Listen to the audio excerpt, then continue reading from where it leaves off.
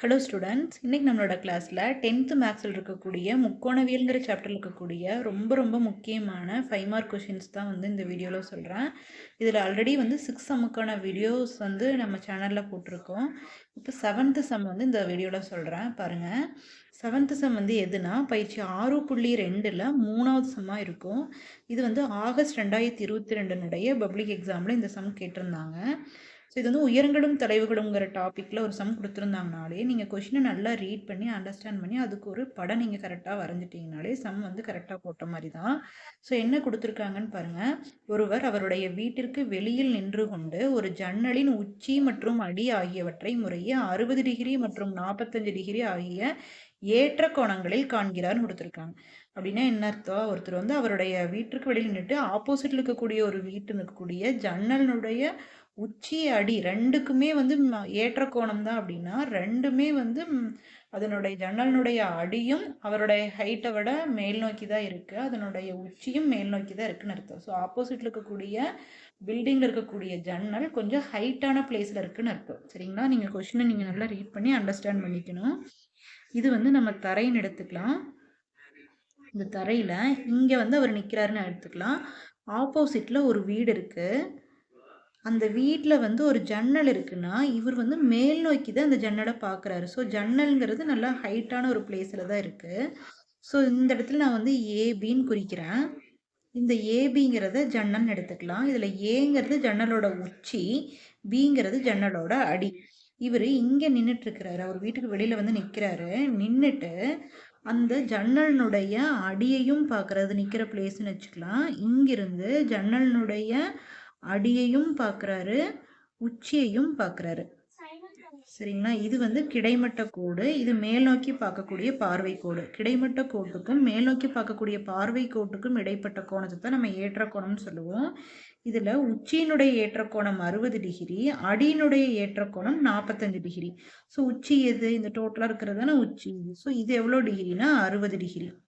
இந்த இந்த அடி இருக்குது இல்லையா, இந்த அடியினுடைய ஏற்ற கோணம் எவ்வளோ டிகிரினா 45 டிகிரி. இது 60 டிகிரி, இது 45 டிகிரி. வேற என்ன கொடுத்துருக்காங்கன்னு பாருங்களேன். அவரின் உயரம் 150 சென்டிமீட்டர்னு கொடுத்துருக்காங்க. அதை இந்த இடத்துல நம்ம கன்சிடர் பண்ண தேவையில்லை. மேலும் வீட்டிலிருந்து 5 மீட்டர் தொலைவில் அவர் உள்ளார். அப்படின்னா நமக்கு வீட்டிலிருந்து ஒரு தள்ளி நின்னா தானே நம்மளால மேல் நோக்கியே பார்க்க முடியும். ஸோ அந்த ஆப்போசிட்ல இருக்கக்கூடிய வீட்டிலிருந்து இவர் வந்து எவ்வளோ தூரம் தள்ளி நிற்கிறாருன்னா 5 மீட்டர் தள்ளி நிற்கிறாருன்னு அர்த்தம்.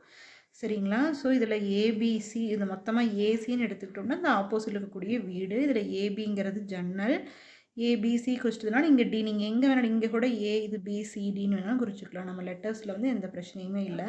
இப்போ டிங்கிறது அவர் நிற்கிற இடம். சரிங்களா? ஸோ இதையெல்லாம் குறிச்சிட்டு இப்போ இதுலேயே பாருங்களேன், 2 செங்கோணம் கூட வந்துருச்சு. இதில் ஜன்னலோட உயரம் தான் நம்ம கண்டுபிடிக்கணும். அப்படிங்கிறதுனால ஜன்னலோட உயரத்தை ஹெச்னு வச்சுக்கலாம். சரிங்களா? இப்போ நம்ம ஏபிங்கிற ஜன்னலோட உயரத்தை தான் நம்ம கண்டுபிடிக்கணும். இப்போ நம்ம இதில் 2 செங்கோண முக்கோணம் இருக்கு பாருங்களேன். என்னென்ன செங்கோண முக்கோணம்? ஏடிசின்னு ஒரு செங்கோண முக்கோணம், பிடிசின்னு ஒரு செங்கோண முக்கோணம். சரிங்களா? 2 செங்கோண முக்கோணத்துல ஒரு அளவு கொடுத்துருக்காங்க. ரெண்டு செங்கோண முக்கோணத்துக்குமே இது காமனான பக்கம் பாருங்களேன், பொதுவான பக்கம்.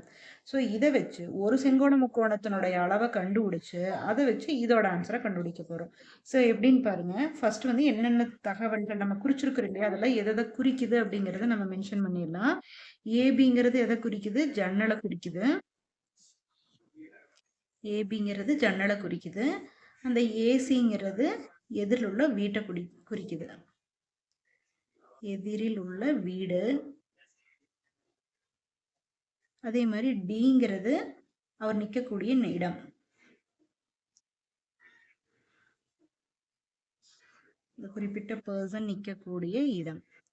சரிங்களா? இப்போ இதில் 2 செங்கோண முக்கோணம் இருக்கு இல்லையா, ஃபர்ஸ்ட் எந்த செங்கோண முக்கோணத்தை எடுத்துக்கணும்னா இந்த செங்கோண முக்கோணத்தில் பாருங்க ஒரு அளவு இருக்கு, இன்னொரு அளவு நம்ம இதை வச்சு கண்டுபிடிச்சிக்கலாம். ஸோ ஃபர்ஸ்ட் எந்த செங்கோண முக்கோணத்தை எடுத்துக்க போகிறோம்? பிடிசி அல்லது பிசிடி, எப்படி வேணாலும் பேர் சொல்லலாம்.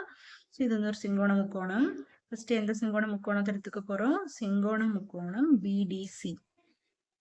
செங்கோண முக்கோணம் பிடிசியில் எதிர்பக்கம் தான் கண்டுபிடிக்கணும். அடுத்துள்ள பக்கம் நம்மகிட்ட இருக்கு. ஸோ என்ன? தீட்டா தான், டேன் தீட்டா தான். தீட்டாக்கு பதிலாக எவ்வளோ டிகிரினா 45 degree. So tan 45 degree equal to எதிர்பக்கம் என்னன்னா பிசி, அடுத்துள்ள பக்கம் என்னன்னா டிசி. டேன் 45 டிகிரியோட மதிப்பு 1, பிசியோட மதிப்பு தெரியாது, பை இந்த டிசியோட மதிப்பு என்ன 5. இப்போ கிராஸ் மல்டிப்ளை பண்ணீங்க அப்படின்னா ஒரு 5 5 இல்லையா? ஸோ 5 ஈக்குவல் டு பிசி, அதாவது பிசி ஈக்குவல் டு எதுக்கு சமம்? 5 மீட்டருக்கு சமம். இப்போ இந்த பிசி எவ்வளோன்னு தெரிஞ்சிருச்சு நம்மளுக்கு, 5 மீட்டர்னு நம்மளுக்கு இப்போ நம்ம ஃபர்ஸ்ட் ஸ்டெப் மூலமாக நம்மளுக்கு தெரிஞ்சிருச்சு. சரிங்களா? இப்போ நம்ம ரெண்டாவது செங்கோண முக்கோணத்தை எடுத்துக்கலாம். ரெண்டாவது செங்கோண முக்கோணத்தோட பேர் என்ன? ஏடிசி. ஸோ செங்கோண முக்கோணம் ஏடிசியில் இதுலேயே அதே மாதிரி tan தீட்டா தான் எடுக்க போகிறோம். தீட்டாக்கு பதிலாக எவ்வளோ டிகிரி இருக்குதுன்னா 60 டிகிரி இருக்குது. tan 60 டிகிரி ஈக்குவல் டு இந்த பெரிய செங்கோண முக்கோணம். இதில் எதிர்ப்பக்கம் எதுனா இந்த டோட்டலாக இருக்கக்கூடிய ஏசி தான் எதிர்ப்பக்கம். ஏபி எழுதக்கூடாது, ஏசி தான் எதிர்ப்பக்கம், டிசி தான் அடுத்துள்ள பக்கம். So tan 60 degree equal to என்னென்னு வரும்? ஏசி பை டிசின்னு வரும். tan 60 டிகிரியோட மதிப்பு √3. ஏசியோட மதிப்பு எவ்வளோன்னு பாருங்களேன். இதுலேருந்து இது வரையில் ஹெச், இதுலேருந்து இது வரையில் 5. அப்போ இது டோட்டலாக எவ்வளோன்னு சொல்லலாம்? ஹெச் ப்ளஸ் 5ன்னு எழுதிக்கலாம். ஸோ ஹெச் ப்ளஸ் 5 பை டிசியோட மதிப்பு என்னென்னா 5. சரிங்களா? இப்போ இதை கிராஸ் மல்டிப்ளை பண்ணுங்கள். 5 into √3 5√3 equal to H plus 5ன்னு வந்திருக்கு. இப்போ நம்ம இந்த கண்டுபிடிச்ச ஸ்டெப்பை எடுத்து கீழே எடுத்து எழுதி நம்ம ஹெச் கண்டுபிடிச்சிக்கலாம். ஹெச் தான் நம்மளுக்கு வேணும். ஸோ ஹெச் ப்ளஸ் 5ங்கிறது எதுக்கு சமம்? 5√3க்கு சமம். இப்போ உங்களுக்கு ஹெச் தானே வேணும். ஸோ ப்ளஸ் 5 அந்த சைடு கொண்டு போயிடுங்க. ப்ளஸ் 5 அந்த பக்கம் வந்ததுன்னா -5 ஆயிரும். ரெண்டு டேர்ம்லேயும் என்ன காமனாக இருக்குது? 5. இதில் ரிமைனிங் √3. 5 5ஆல் டிவைட் பண்ணிங்கன்னா 1 5 5. ஸோ இப்போ √3ஓட மதிப்பு பிரதியிடுங்க. √3ஓட மதிப்பு 1.732 -1. ஸோ ரெண்டையும் மைனஸ் பண்ணும்போது ஹோல் பார்ட்லேருந்து தான் ஹோல் பார்ட்டை மைனஸ் பண்ணணும். ஸோ 0.732ன்னு வரும். இப்போ மல்டிப்ளை பண்ணுங்கள். 5 2s are 10, remainder 1, 5 3s are 15 plus 1 16, remainder 1, 5 7s are 35 plus 1 36, 5 into 0 0 போட தேவையில்லை. பாயிண்ட்டுக்கு அப்புறம் 3 டிஜிட்ஸ் இருக்கிறதுனால பின்னாடி இருந்து 3 டிஜிட்ஸ் தள்ளி பாயிண்ட் வச்சுக்கலாம். இந்த பின்னாடி இருக்கக்கூடிய ஜீரோக்கு வேல்யூ இல்லை. ஸோ ஹெச் ஈக்குவல் டு 3.66ன்னு வந்திருக்குது. இது ஹெச்ங்கிறது எதை குறிக்குது? ஜன்னலோட உயரத்தை குறிக்குது. தேர்ஃபோர் ஜன்னலின் உயரம் ஈக்குவல் டு எவ்வளோ மீட்டர்? 3.66 மீட்டர். இதுதான் இதோட ஆன்சர். Thank you students.